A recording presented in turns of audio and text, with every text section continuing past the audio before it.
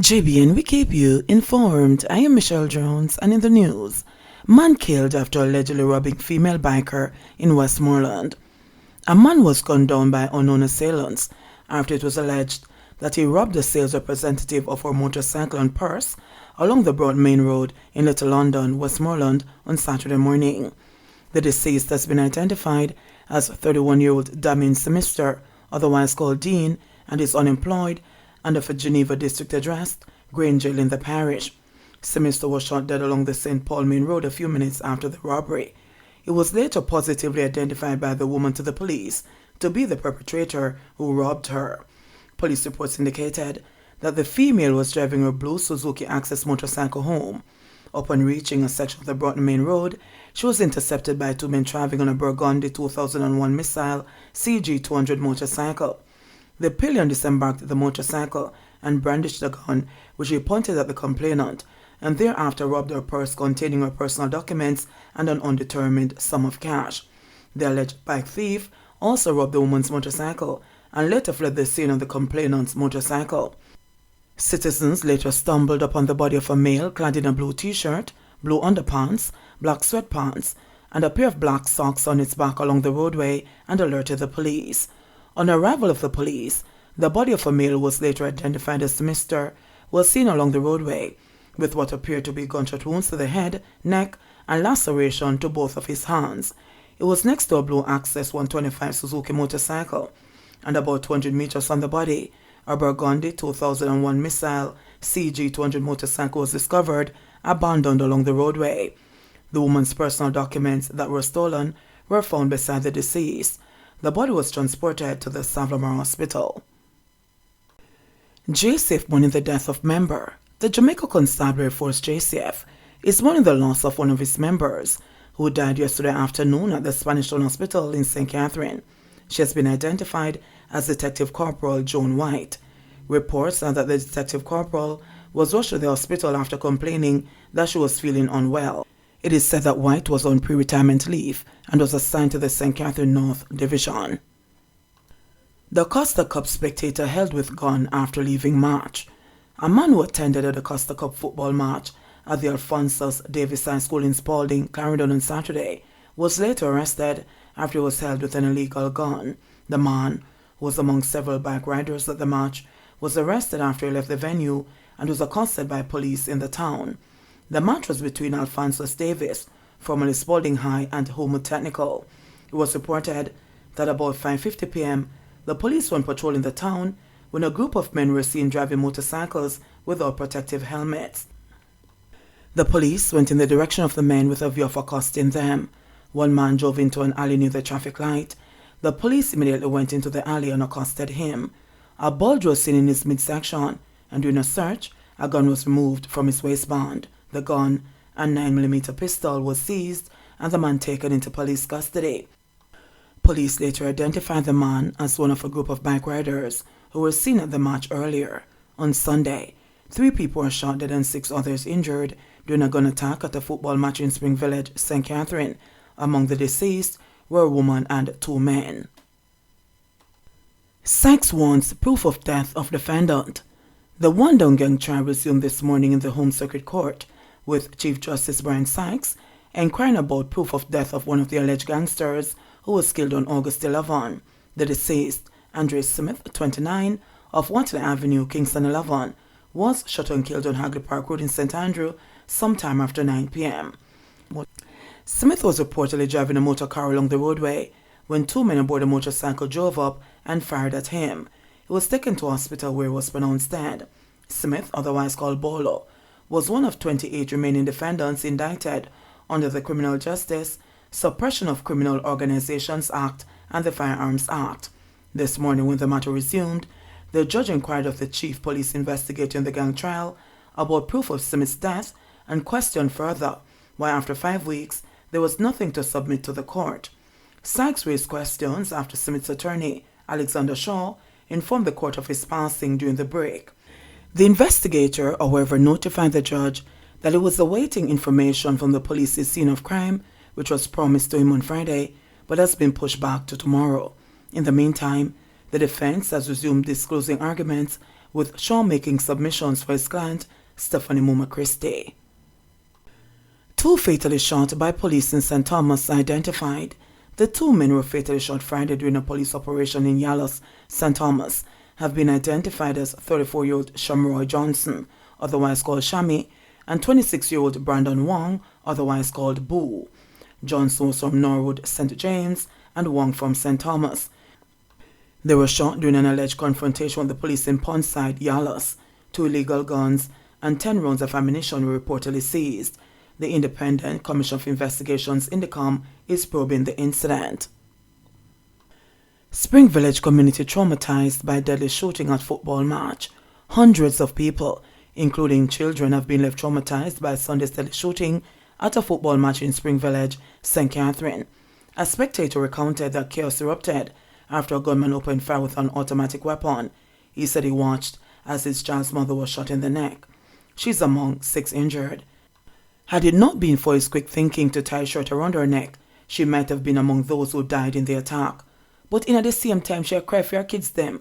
So me tie up her neck and put her up on her face, and I run up and down to get the pin of them, while the whole ball field coming like one mad ant's nest, just a run up and down, he recalled. The man said his family is shaken by the incident. 3 people, 2 men and a woman, were killed. They are Jerome Squire, who the police say was a target, as well as Tamario Banks, and a man known only by his alias Curry. The police have said some of those who were injured are employees of Jamaica Broilers. Reports said that the gunman was challenged by 2 off-duty police officers and a licensed farm holder before he escaped. The police returned to Spring Village on Monday as investigations continue into the incident. They also joined other support groups in offering counseling to the families of the victims. Executive Director of the Spring Village Development Foundation, Randy Finnegan, said all 3 deceased were from the community. He said residents are mourning the loss of life and are shocked because it could have been them. They are also in disbelief that something like that could have happened in the community. Finnegan said extensive counseling will be required, as well as other resources to assist the community after the traumatic incident. He noted in particular a 14-year-old boy, CJ, for whom he said long-term support would have to be provided. Following the shooting, he recounted the teen just took a chair and sat there over his mother, who perished in the attack. Mount Salem fears reversal in quest for peace. Mount Salem in St. James was the scene of yet another murder on Thursday, 5 years after a zone of special operations Zozo declared in a section of the community ushered in relative peace. But as residents admit gains have been made, they fear the area could be slowly heading back to the post-September 2017 era. Last Thursday's victim, Kino Lawrence, a 41-year-old labourer of Crawford Street in the community, is the 2nd person killed in the community this year. The much-feared Crawford Street, as well as Pigot Street, Coffee Lane, Campbell's Lane, Caton Lane and Smart Street, each with unique identities and different levels of criminal repute, were known areas of concern for the security forces that led to the security and the social intervention operation. Mount Salem, the Montego Bay community which is home to the Cornwall Regional Hospital, straddles 2 political constituencies, with the main road separating St. James Central, home to some of the more affluent residences and important infrastructures, such as the community centre, library and primary school, from St. James Western Central, which was largely characterized by low-income housing and is home to a mix of different social classes, whose members understand the deadly unwritten code that silence means keeping their lives. There was division within the community, which caused persons from one street to be afraid to go into another street. Winsome Barnes, president of the Mount Salem Community Development Committee Benevolent Society, recalled of the days before the Zozo. Persons from Jungle would not go into Crawford Street, while Crawford Street would not go to Clark Street. The community was divided because of gang-related activities. At that time, the police linked the fields to generational warfare that led to a concerning rise in homicides throughout the Mount Salem police area, which also includes Norwood, Rose Heights, Greenpoint and Cornwall courts. But 5 years later, the physical and social transformation led by the Jamaica Social Investment Fund JSIF has been significant. The police station, community centre and primary school have been rehabilitated, in addition to significant investment in roads and the removal of zinc fencing. Approximately 3,000 residents have also benefited from programs such as parenting support, skills training and entrepreneurship training, with some given grants to start their own businesses. 500 have benefited from the regularization of their water supply. With more than $200 million spent, an additional $80 million is earmarked for several outstanding projects, including an early childhood institution, a community park, and several green spaces. Deputy Superintendent Ainsley McCarthy, who is in charge of the Zozos in Mount Salem and Norwood, said that last Thursday's fatal shooting did not occur within the declared zone, noting that since the security measure was imposed, 7 murders have been committed within the Zozo boundaries. According to police reports, Lawrence was on his way home from work with 2 co-workers. When on passing the intersection of Brunswick Lane and the Mount Salem Main Road, they were approached by 2 armed men who fired several shots, hitting the laborer all over his body. It occurred along the Mount Salem Main Road, which is outside the Zozo. However, it has serious implications because the victim is from within the zone, and we are aware of the possible retaliation. Paulette Cutie Johnson, Lawrence's mother, sat at her gate, staring blankly as she recalled memories of her son. The 60-year-old grief-stricken woman spoke with pride of her much-maligned community, where she has lived all her life and raised her children. I work at Air One Police Garage for 21 years, so I had to raise my children well. We have been enjoying peace. Now them kill me pitney, and it's a M16 them use pan him. Him not have no face left, she said. Residents fear that Lawrence's killing could push Mount Salem back into the dark days of borderlines drawn throughout the community. While expressing their gratitude for JSIF's work in improving their community's infrastructure, they blasted the security forces' attitude towards them over the years. If a member of another community was killed, Crawford should be crying with police, but we are not nobody to them, so up to now none no come here, said a resident, who claimed to be close to the same father of 3.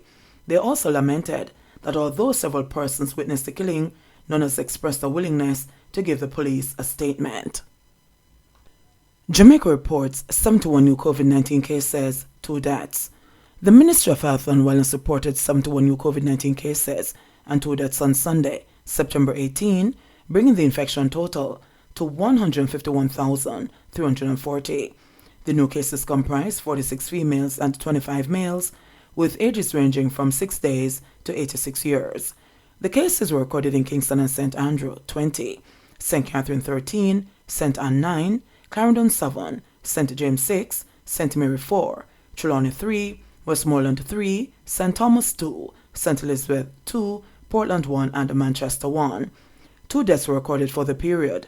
These were a 53-year-old male and a 64-year-old female from Kingston and St. Andrew. There were 116 recoveries in the last 24 hours, bringing the total to 98,252. Currently, 102 people are hospitalized, 26 of whom are moderately ill, 7 severely ill, and 2 in critical condition. Jamaica's positivity rate for the latest round of testing is 16.2%. In sports news, JFF stands behind Lowe after alleged racial abuse. The Jamaica Football Federation, JFF, has expressed its support of reggae boy Damien Lowe after the defender was allegedly racially abused in a Major League Soccer MLS game over the weekend. Lowe, who represents Inter Miami in MLS, was reportedly called the N-word by DC United's Taxi Fontas during an altercation between the players as the clubs faced off on Sunday. In a statement posted to social media, the JFF said it stands in full support of national player Damien Lowe after reports it was addressed with a racist slur in a game on Sunday evening. The Federation further went on to denounce the alleged actions of Fontas. The JFF strongly condemns and abhors racism in any form, whether on or off the field, and we stand ready to give whatever support is necessary to Damien. MLS, DC United, and the Professional Referee Organization are reportedly investigating the incident. JBN, we keep you informed. Please remember to subscribe, like, share, leave us a comment, and click the notification bell to receive our daily news items.